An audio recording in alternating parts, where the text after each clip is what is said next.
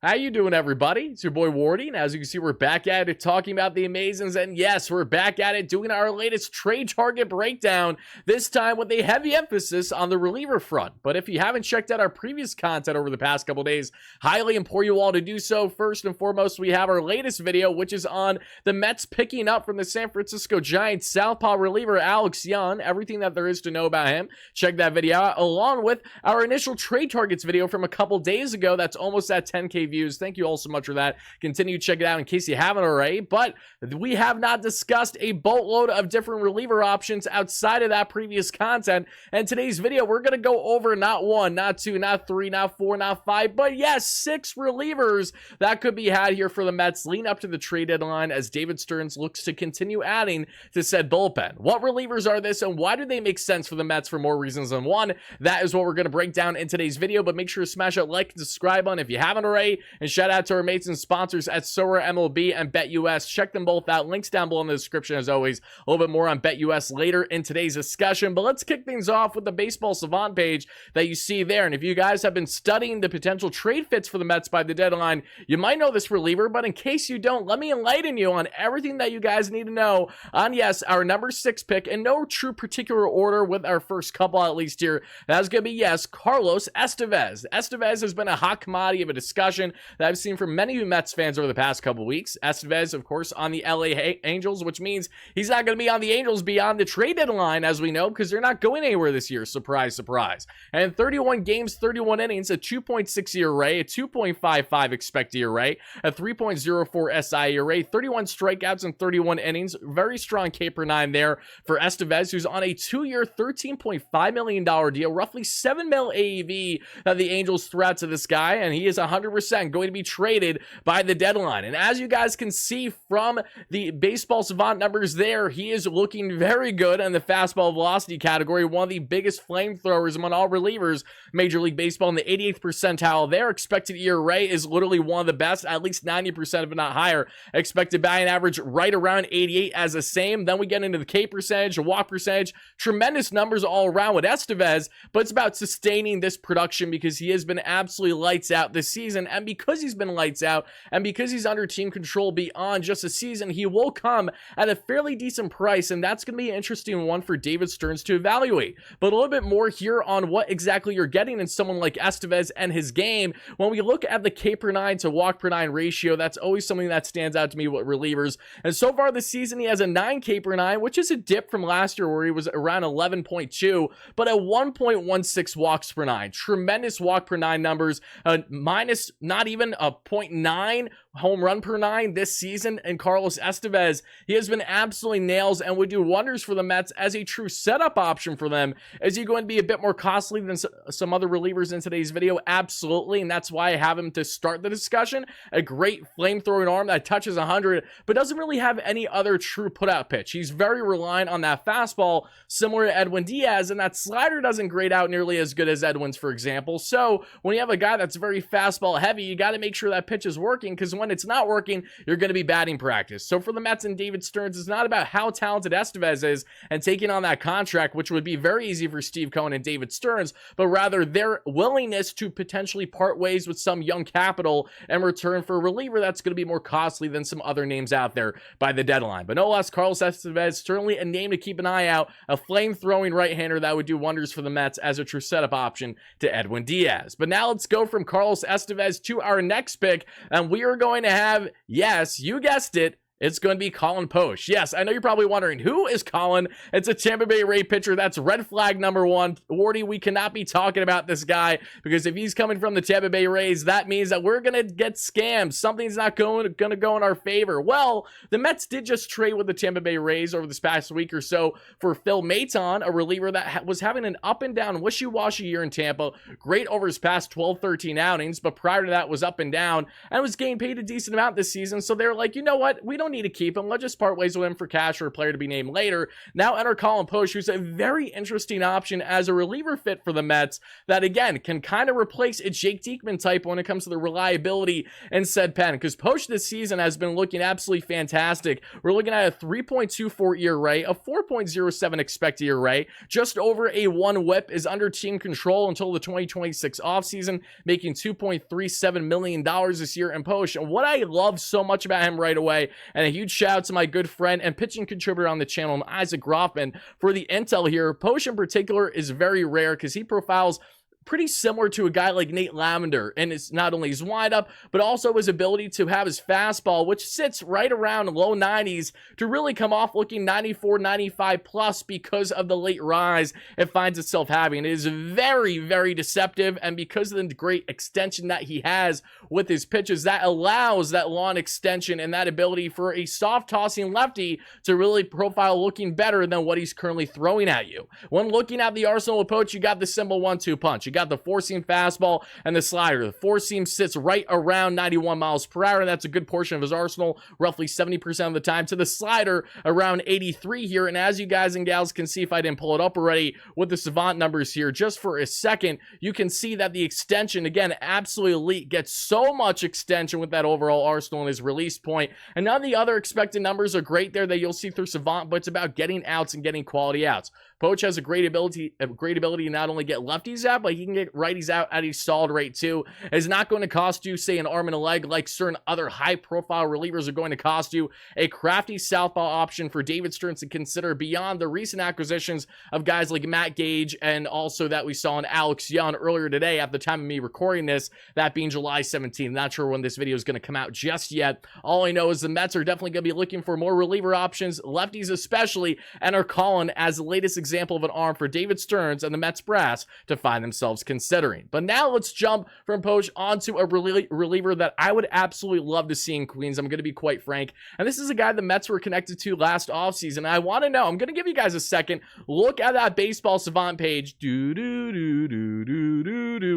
it out. Have you figured out what reliever it is? Of course you have, said absolutely nobody. It is, yes, from the Chicago White Sox. Just like we talked about them how many times in our previous trade target video, we're talking about them again here because the White Sox have a reliever that David Stearns won this past offseason, and that is going to be, yes, you guessed it, drum roll please, John Brebbia. John Brebbia. Who had John Brebbia? Absolutely nobody. Of course he didn't. Let me talk about John Brebbia here. Brebbia, what I like so much about him, he's a really interesting option for the Mets here. Look at those Baseball Savant numbers too, in the 90th percentile in K percentage, walk percentage, 83 percentile, chase percentage, 78, 63rd percentile, whip percentage, 65th percentile, at average exit velocity.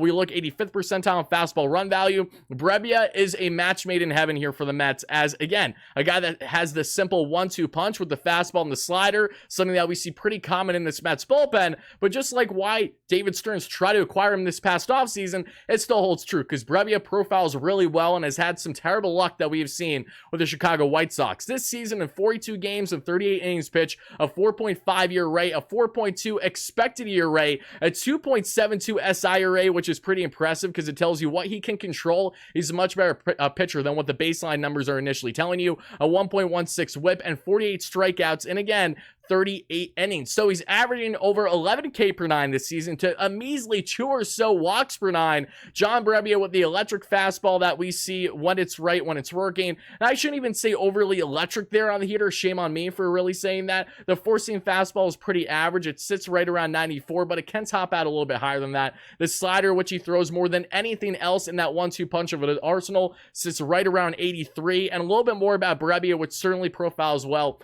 This is a San Francisco Giants pitching type product. This is one of those guys that certainly was doing well in the pitching lab with the San Francisco Giants and can still have success elsewhere. However, probably wants a little bit of a lab on his side at the same time. And for the Mets here and what they're building and what David Stearns is currently looking for relievers, that is why a guy like Brebbia profiles as well as he does for David Stearns that went out of his way to try to acquire this past offseason. I firmly believe that Brebbia is traded to a contender for the second half of the season, that we're going to see him be absolutely lights out as I either a guy that you can utilize in the 6th, 7th inning, or even in the higher leverage situations instead of for a guy like Edwin Diaz every now and then that we see in the 8th inning. John Brebbia, a name to keep an eye on, along with a plethora of arms that you find there in Southside with the White Sox. But now going from Brebbia, let's get on to our next player here, and this is going to be a fun one. But before we get on to our 3, 2, and 1 guys, because we have a lot to say on the next 3 pitchers here before we wrap up today's discussion, folks,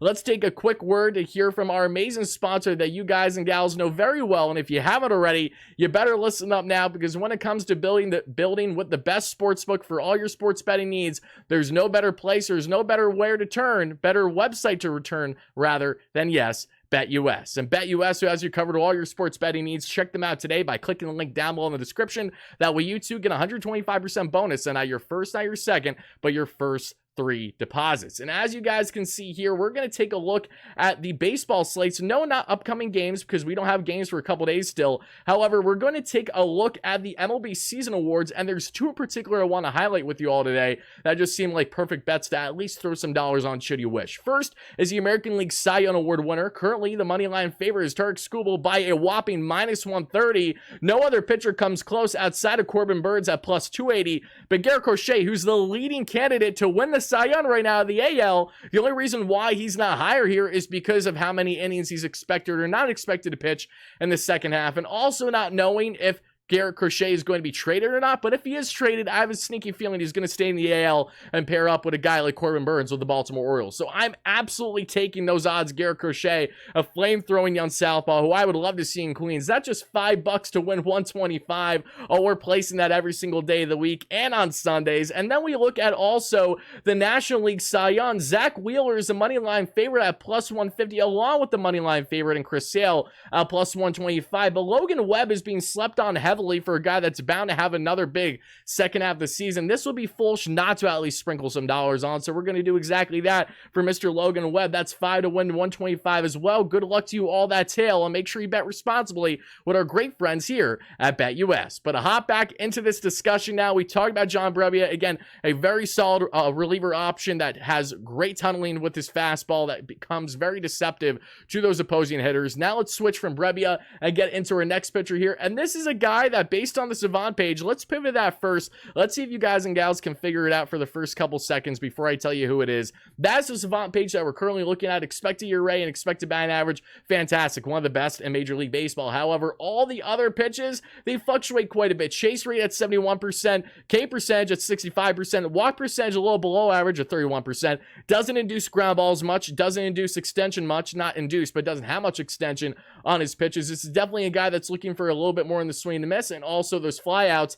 And now we have entered, yes, you guessed it, drum roll please, we're going to talk about now Mr. Trevor Richards from the Toronto Blue Jays. Now, Richards is a very interesting arm, because this is with a Blue Jays team that we all expect to be sellers by the deadline. However, we'll be stubborn to trade those big names of Vladimir Guerrero Jr. and Bo Bichette. But with rental short-term options, everyone essentially is going to be up for grabs. At least it appears that way for the Blue Jays right now. My man Jim at Ballcap Sports will tell you more about that especially. But this season for Richards is having a great year. A 3.61 ERA, a 2.91 expected ERA, a roughly 4 SI ERA, but a sub-1 whip, and 48 strikeouts in just around 49 innings this season. Richards is just on a 1-year, $2.15 million contract that the Mets can eat for breakfast without a problem. And again, a little bit more on Richards and what stands out about him. He is one of the few pitchers in Major League Baseball that has a change up the way that he does. Outside of Devin Williams, there's no other pitcher currently in the game today that has a changeup that is averaging the RPMs, the spin rate that we famously talked about a lot during the sticky substance breakdown a couple years ago, that we see Trevor Richards finding himself have the success that he currently has. Right now, let's pop into Richards right now, and that spin rate is averaging right around 25, 26 plus 100 on the RPMs. It is a fantastic pitch for him that utilizes roughly 60% of the time this season, and it sits right around 79, 80 miles per hour. The four-seam fastball isn't lively. It's sitting around 92, but his effectiveness with that changeup has been so prominent to his success that we have seen for Trevor Richards this season, and that fastball to work up when he's need to. Roughly a 9 K per 9 to a 3.4 walks per 9. Richards, again, maybe not one of the flashiest names available by the deadline, but certainly a reliable option for you, an upgrade over a Drew Smith, for example, that you can utilize in the 6th, 7th, or 8th inning situation. You can utilize Richards in high leverage, but just bear in mind, especially with these 2-pitch guys, you got to make sure that they're working right. That's why I love relievers that have 3, 4, 5-pitch mixes when they do find themselves working, because that way they can go in their back pocket for other pitches they otherwise wouldn't if, say, the fastball or the slider isn't working, where guys like Edwin Diaz find themselves having more trouble when they aren't on their game as sharp because they're too reliant on that 1 or 2 pitch arsenal. Case of Trevor Richards, another smaller arsenal, but definitely an effective reliever that can be utilized in high leverage situations from the Mets, and certainly an upgrade to a degree over even Adam Ottavino, if you will, finding himself in that 8th inning. So here we have Richards, and now let's get on now to our next reliever option here, and this is going to be a very interesting one too, and we're going to start with the Savant page again, but I'm going to pivot to Savant page first. This is a reliever that I think makes so much sense for the Mets, and staying on the topic of Adam Ottavino, he is pretty much an upgraded version of Adam Ottavino in multiple ways. And when we look at the Savant numbers right now, 99th percentile right away and barrel percentage. He doesn't give up barrel baseballs whatsoever. It doesn't matter that fastball velocity is one of the worst in baseball because of how great he is in inducing his outs. Expected ERA, 85th percentile, 76th percentile in ground ball percentage. Induces a lot of ground balls and gets a lot solid swing and miss when things are working right. Hard hit percentage, just below 50% for league average. 71 percentile, and the walk percentage as well. We have Washington National hopefully going from a foe to a friend now in Queens. No, it's not Kyle Finnegan. No, it's not Harvey, who was just traded. Let's talk about, yes, Dylan Floro. Now, I know, when we have the GM and Mike Rizzo that we do with the Nationals, naturally he's going to be stubborn to want to trade within the division. I got that. I understand that. However, when trading for rental short-term pieces, there isn't as much of a stubbornness as there is wanting the best return possible. And if the Mets do present the best return possible, then need I say more? Rizzo knows the Mets farm better than most in the division, so again, it makes sense. Dylan Floro, who's on a 1-year, $2.25 million deal, continues to be one of the most slept-on right-hand relievers in all Major League Baseball. He's been with the Dodgers. He's been with the Miami Marlins last season. Now he's entered here with the Washington Nationals.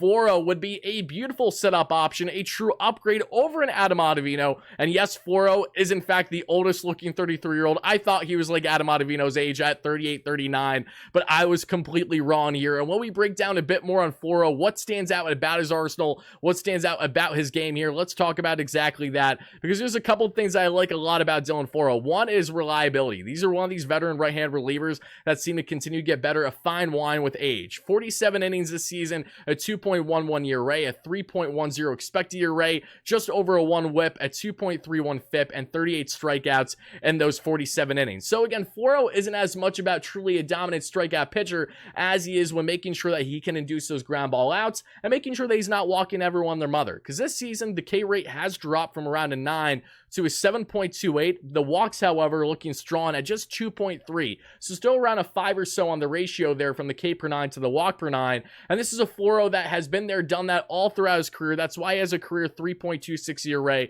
a very reliable reliever that you can utilize in various leverage situations. But again, a guy that just profiles really well as an upgraded Adam Ottavino option. And then for the Mets, if you bring in a guy like Floro, then you can part ways with Adam Ottavino should you continue to have the struggles that you find yourself having with him this season. Just definitely a reliable veteran arm for the Mets to consider on the short-term end. Yes, you're going to have to give up some assets, and yes, Rizzo might make you pay a little bit more of a premium versus a team that isn't a rival, but if the price is there and the fit is there, Dylan Floro, come on down to Flushing, Queens, and enter your time here with the New York Metropolitans, which now brings us to number 1. Yes, you guessed it on this one, folks. I don't think it's going to take a rocket scientist to figure out the last but not least pitcher that we are going to have in today's discussion, but just in case you guys, are having some struggles, we'll take a look at the Baseball Savant page first. Just amazing numbers, 91st percentile in pitching run value, 95th percentile in fastball run value, 73rd percentile in off-speed run value, expected ERA, expected batting average, 90th plus percentile,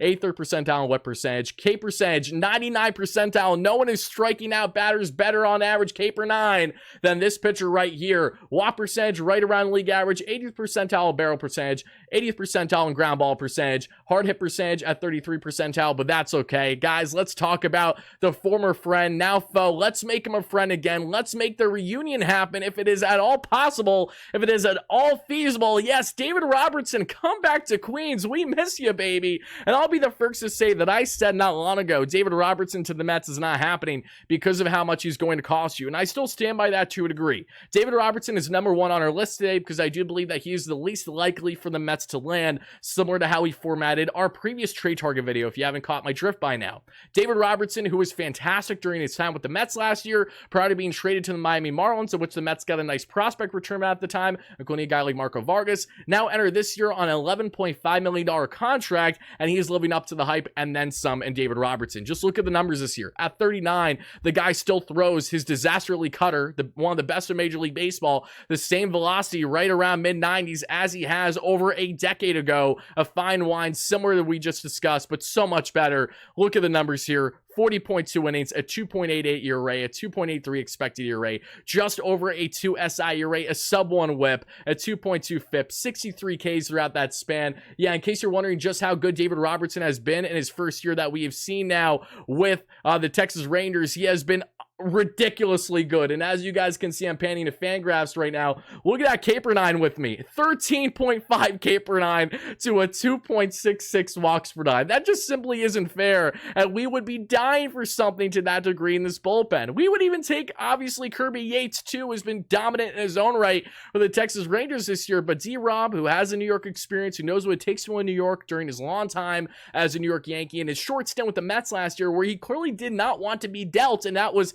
really, you could tell with his numbers in the second half of the season just weren't the same. He was very happy and comfortable with Buck Showalter at the time and Mets brass and everything that had to be a New York Metropolitan. But we all love David Robertson. There isn't too much of gas up here. We all know him very well by now and what he can bring here to the Metsies. But just in case you guys have been living under a rock, how good is David Robertson? Well, I don't really think there's much of a debate that the Mets went out of their way to find themselves landing David Robertson. He is one of those few relievers that will likely live up to the hype if you're going to be giving up some fairly decent prospects. And again, I'm not in favor of giving up some key assets for rental reliever options, especially if you're going to do that. I'd rather do it for controllable guys that can affect you beyond the 2024 season. But David Robertson is a slight exception for not only the return of a guy that was so good during his time with the Mets, but the great history he has as a reliever that's dominated in New York for how many years, felt like forever, and still doing it now at the age of 39. There is no slowing down with David Robertson. There's only speeding up, baby. We got to see this man at least consider to come back in Queens.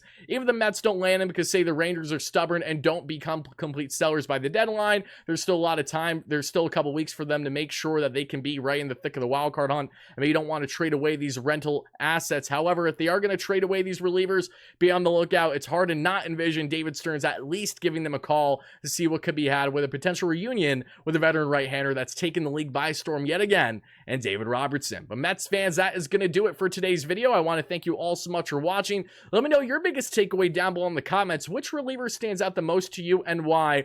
I'll give you two questions. One, which reliever do you think is most likely to land in Queens? And two, which reliever is least likely to land in Queens in your humble opinion? Drop them all down below in the comments. Thank you all so much for watching, and stay tuned for more consistent coverage on all things Metropolitans, including trade rumors, trade news, trade live streams, everything trade related, everything post-game, in-game related regarding the Metropolitan team this season. We will cover to an absolute T. Be there, be square, baby. I'll see you again real soon. Let's go Mets, baby. Peace out.